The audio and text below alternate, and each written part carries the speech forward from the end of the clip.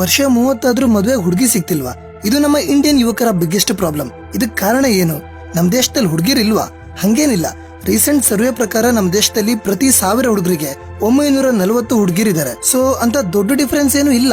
ಆದ್ರೂ ತುಂಬಾ ಜನಕ್ಕೆ ಹುಡುಗಿ ಸಿಗಲ್ಲ. ಇದಕ್ಕೆ ಕಾರಣ ಏನು ಅಂದ್ರೆ ರಿಯಾಲಿಟಿ ಮತ್ತೆ ಎಕ್ಸ್ಪೆಕ್ಟೇಷನ್ಸ್ ಗಳ ಮಧ್ಯೆ ದೊಡ್ಡ ಡಿಫರೆನ್ಸ್ ಇರೋದು. ಹೆಂಗೆ ಅಂತ ಹೇಳ್ತೀನಿ. ತುಂಬಾ ಜನ ಹುಡುಗರು ಲೈಫ್ ಅಲ್ಲಿ ಸೆಟಲ್ ಆದ್ಮೇಲೆ ಮದ್ವೆ ಆಗೋಣ ಅನ್ಕೊಂತಾರೆ. ಆದ್ರೆ ಹುಡುಗಿರು ಲೈಫ್ ಅಲ್ಲಿ ಸೆಟಲ್ ಆಗೋದಕ್ಕೇನೆ ಮದ್ವೆ ಆಗೋಣ ಅನ್ಕೊಂತಾರೆ. ಇದನ್ನ ನಾನು ತಪ್ಪು ಅಂತಾನು ಹೇಳಲ್ಲ. ಎಲ್ಲರಿಗೂ ಅವರವರದಾದಂತಹ ಕಾರಣಗಳು ಇರ್ತವೆ. ಮಿಡಲ್ ಕ್ಲಾಸ್ ಹುಡುಗಿರು ಬೆಟರ್ ಲೈಫ್ ನ ಬದುಕೋದಕ್ಕೆ ಇಷ್ಟಪಡ್ತಾರೆ. ಆದ್ರೆ ಅದು ತನ್ನ ದುಡಿಮೆಯಲ್ಲಿ ಆಗದೆ ಇದ್ದಾಗ ತಾನು ಮದ್ವೆ ಆಗೋ ಹುಡುಗ ಲೈಫ್ ಅಲ್ಲಿ ಸೆಟ್ಲ್ ಆಗಿರ್ಬೇಕು ಅನ್ಕೋತಾರೆ. ಆದ್ರೆ ನಮ್ ದೇಶದಲ್ಲಿ ಒಬ್ಬ ಮಿಡಲ್ ಕ್ಲಾಸ್ ಹುಡುಗ 30 ವರ್ಷದ ಒಳಗಡೆ ಲೈಫ್ ಅಲ್ಲಿ ಸೆಟ್ಲ್ ಆಗೋದು ಕನ್ಸಿನ ಮಾತು. ಯಾಕಂದ್ರೆ ಅವನು ಹುಟ್ಟಬೇಕಾದ್ರೇನೆ ಅವನಿಗೊಂದಿಷ್ಟು ಜವಾಬ್ದಾರಿಗಳು ಬಳುವಳಿಯಾಗಿ ಬಂದಿರುತ್ತೆ. ಅಕ್ಕ ತಂಗಿರ್ ಮದುವೆ ಮಾಡಿಸೋದು, ಮನೆ ಸಾಲ, ಅದು ಇದು ಅಂತ ಕಮಿಟ್ಮೆಂಟ್ ಕ್ಲಿಯರ್ ಮಾಡೋದ್ರೊಳಗಡೆ ಏಜ್ ಬಾರ್ ಆಗ್ಬಿಟ್ಟಿರ್ತಾನೆ. ಒಂದ್ ವೇಳೆ ಅಂತ ದೊಡ್ಡ ಸಾಲ ಅಥವಾ ಜವಾಬ್ದಾರಿ ಇಲ್ಲ ಅಂದ್ರೂ ಕಲ್ತಿರೋ ವಿದ್ಯೆಗೆ ಸರಿಯಾದ ಕೆಲಸ ಸಿಕ್ಕಿರಲ್ಲ, ಇರೋ ಕೆಲಸದಲ್ಲಿ ಒಳ್ಳೆ ಸಂಬಳ ಇರಲ್ಲ, ಹಿಂಗೆ ಏನೇನೋ ಪ್ರಾಬ್ಲಮ್ಸ್ ಇರುತ್ತೆ. ಸೊ 30 ವರ್ಷದ ಒಳಗಡೆ ಹುಡುಗರು ಸೆಟಲ್ ಆಗಲ್ಲ.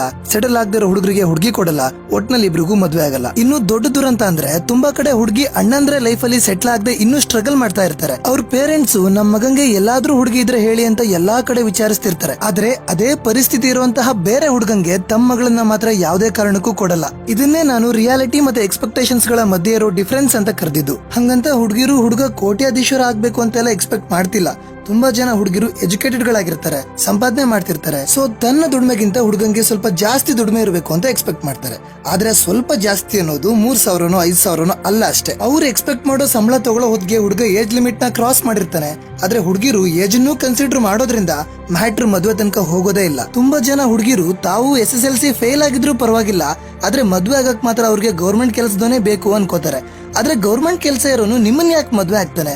ಅವ್ನು ಇನ್ನೂ ಬೆಟರ್ ಆಪ್ಷನ್ ನೋಡ್ತಾನಲ್ವಾ? ಅಂದ್ರೆ SSLC ಫೇಲ್ ಅಂತ ನಾನು ಸುಮ್ನೆ ಎಕ್ಸಾಂಪಲ್ ಹೇಳಿದೆ. ಬೇಸಿಕಲಿ ಎಲ್ಲಾ ಹುಡುಗಿರಿಗೂ ಗೌರ್ಮೆಂಟ್ ಕೆಲಸ ಇರೋನೇ ಬೇಕು. ಆದ್ರೆ ಹಂಗೆ ಎಕ್ಸ್ಪೆಕ್ಟ್ ಮಾಡಕ್ ಮುಂಚೆ ನೀವೇನಾಗಿದ್ದೀರ ಅನ್ನೋದನ್ನ ತಲೆಯಲ್ಲಿ ಇಟ್ಕೊಳ್ಳಿ ಅಷ್ಟೇ. ಜೇಬಲ್ 100 ರೂಪಾಯಿ ಇಟ್ಕೊಂಡು ನಾವು ಕೋಟಿಗೆ ಮಾತಾಡಿದ್ರೆ ಅದಕ್ಕೆ ಅರ್ಥ ಇರಲ್ಲ ಅಲ್ವಾ? ಹಾಸ್ಗೆ ಇದ್ದಷ್ಟು ಕಾಲ್ ಚಾಚು ಅಂತ ಬಾಯಲ್ಲಿ ಹೇಳೋದಕ್ಕಿಂತ ಫಾಲೋ ಮಾಡಿದ್ರೆ ಕೆಲವೊಂದಿಷ್ಟು ಮದುವೆಗಳು ಆಗುತ್ತೆ. ಬಿಸ್ನೆಸ್ ಮಾಡಿರೋರ್ಗಂತೂ ಹುಡುಗಿನೇ ಕೊಡಲ್ಲ ಅಂತಾರೆ. ಅದ್ರಲ್ಲೂ ಮೇನ್ ಆಗಿ ಹೋಟೆಲ್ ಬೇಕರಿ ಮಾಡ್ಕೊಂಡಿರೋರ್ಗೆ. ಹುಡುಗಿ ಕಡೆಯವರು ಅವನಿಗೆ ಎಷ್ಟು ಸಾಲ ಇದೆಯೋ ಏನೋ, ನಾಳೆ ಬಿಸ್ನೆಸ್ ಲಾಸ್ ಆದ್ರೆ ಏನ್ ಮಾಡೋದು ಅಂತೆಲ್ಲ ಯೋಚನೆ ಮಾಡ್ತಾರೆ. ಇದಕ್ಕಿಂತ ಯಾವ್ದಾದ್ರು ಕಂಪನಿಲಿ ಕೆಲ್ಸಕ್ಕೆ ಹೋಗೋನ್ಗೆ ಹುಡುಗಿ ಕೊಡೋಣ ಅನ್ಕೋತಾರೆ. ಆದ್ರೆ ಯೋಚನೆ ಮಾಡಿ, ಮನುಷ್ಯನ್ ಜೀವಕ್ಕೆ ಏನು ಗ್ಯಾರಂಟಿ ಇಲ್ಲ. ಇವತ್ತಿರೋ ನಾಳೆ ಸಾಯ್ಬೋದು. ಅಂತದ್ರಲ್ಲಿ ಬಿಸ್ನೆಸ್ ನಾಳೆ ಲಾಸ್ ಆದ್ರೆ ಏನ್ ಮಾಡೋದು ಅನ್ನೋ ದೂರಾಲೋಚನೆ ಬೇಕಾ? ಕಂಪನಿ ಕೆಲಸ ಮಾಡೋರೇನಲ್ಲೇ ಗೂಟ ಹೊಡ್ಕೊಂಡಿರಕ್ಕಾಗತ್ತಾ? ಅವ್ರನ್ನ ಯಾರು ಕೆಲಸದಿಂದ ತೆಗಿಯಕ್ ಆಗಲ್ವಾ? ಒಬ್ಬ ವ್ಯಕ್ತಿ ಯೌವನದಲ್ಲಿ 10,000ದಿಂದ ಬಿಸ್ನೆಸ್ ನ ಶುರು ಮಾಡಿದ್ರೆ ತನಗೆ ಏಜ್ ಆಗೋ ಹೊತ್ತಿಗೆ ಆ ಬಿಸ್ನೆಸ್ ನ 10 ಕೋಟಿ ತನಕನೂ ಎಕ್ಸ್ಪಾಂಡ್ ಮಾಡುವಂತಹ ಪೊಟೆನ್ಶಿಯಲ್ ಇರುತ್ತೆ. ಆದ್ರೆ ಅದೇ ವ್ಯಕ್ತಿ 10,000 ಸಂಬಳದಿಂದ ಕಂಪನಿ ಕೆಲಸ ಶುರು ಮಾಡಿದ್ರೆ ಹೆಚ್ಚು ಅಂದ್ರೆ ತಾನು ರಿಟೈರ್ಡ್ ಆಗೋ ಹೊತ್ತಿಗೆ ತಿಂಗಳಿಗೆ 1 ರಿಂದ 1.5 ಲಕ್ಷ ಸಂಬಳ ತಗೋಬಹುದು.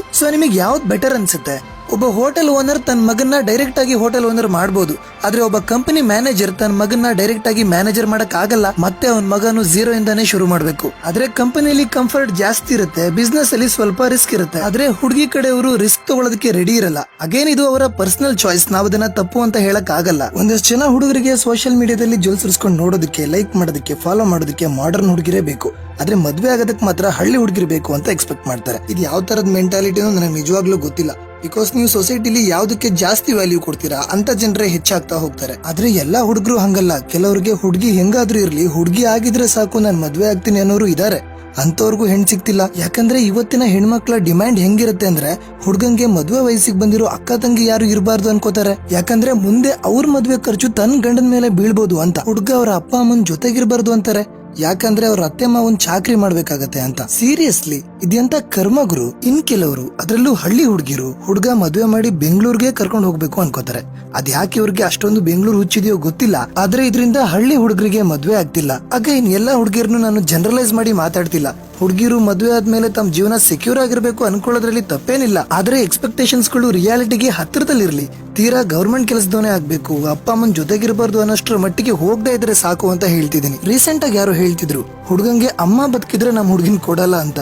ಲವ್ ಯಾರೋ ನೀವೆಲ್ಲ ಏನ್ ಕುದ್ರೆ ವ್ಯಾಪಾರನ ಇದು? ಇವಾಗ ಒಂದ್ ರಿಯಲ್ ಸ್ಟೋರಿ ಹೇಳ್ತೀನಿ, ಬಟ್ ಹೆಸರು ಹೇಳಲ್ಲ. ರೀಸೆಂಟ್ ಆಗಿ ನಮ್ಮ ಕರ್ನಾಟಕದಲ್ಲೇ ಒಂದ್ ಕಡೆ ಹುಡುಗಿ ಅಪ್ಪ ಅಮ್ಮ ಎಲ್ಲಾ ಕಂಡೀಷನ್ ಮೀಟ್ ಆಗೋ ತರದ ಒಂದು ಶ್ರೀಮಂತ ಹುಡುಗನ ಹುಡುಕಿ ಜಾತಕ ಎಲ್ಲ ಮ್ಯಾಚ್ ಆದ್ಮೇಲೆನೆ ಮದ್ವೆ ಆಗ್ತಾರೆ. ಆದ್ರೆ ಮದ್ವೆ ಆದ ಕೆಲವೇ ತಿಂಗಳಲ್ಲಿ ಗೊತ್ತಾಗುತ್ತೆ ಹುಡುಗಿಗೆ HIV ಇದೆ ಅಂತ. ಡಾಕ್ಟರ್ ಇದರ ಮೂಲ ಹುಡುಕ್ದಾಗ ಗೊತ್ತಾಗುತ್ತೆ ಮದ್ವೆ ಆಗಿರೋ ಹುಡುಗನಿಂದಾನೇ ಈ ಕಾಯಿಲೆ ಬಂದಿರೋದು ಅಂತ. ಅಲ್ಲಿಗೆ ಆ ಹುಡುಗಿ ಜೀವನಾನೇ ಸರ್ವನಾಶ ಆಯ್ತು. ಆ ಹುಡುಗಂಗೆ ಇವ್ರು ಅನ್ಕೊಂಡಂಗೆ ಗೌರ್ಮೆಂಟ್ ಕೆಲಸ ಇದೆ, ಶ್ರೀಮಂತ ಬೇರೆ, ಕಾರು ಬಂಗ್ಲೆ ಎಲ್ಲ ಇದೆ. ಆದ್ರೆ ಇದರಿಂದ ಅವಳ ಜೀವನ ಸರಿ ಹೋಗುತ್ತಾ? ಚಾನ್ಸೇ ಇಲ್ಲ. ಹಾಗಿದ್ರೆ ನಿಜವಾಗ್ಲೂ ಒಂದು ಹುಡುಗಿ ಮದ್ವೆ ಆಗೋದಕ್ಕೆ ನೋಡ್ಬೇಕಾಗಿರೋದು ಏನು? ಗೌರ್ಮೆಂಟ್ ಕೆಲ್ಸ ಇದೆಯಾ, ಬೇರೆ ಮನೆ ಮಾಡ್ತಾನ, ಜಾತಕ ಮ್ಯಾಚ್ ಆಗತ್ತಾ, ಹುಡ್ಗಂಗೆ ಮದ್ವೆ ವಯಸ್ಸಿಗೆ ಬಂದಿರೋ ಅಕ್ಕ ತಂಗಿ ಇದಾರ, ಹುಡ್ಗ ಮದ್ವೆ ಆದ್ಮೇಲೆ ಬೆಂಗಳೂರಿಗೆ ಕರ್ಕೊಂಡು ಹೋಗ್ತಾನ ಅಂತೆಲ್ಲ ಅಲ್ಲ.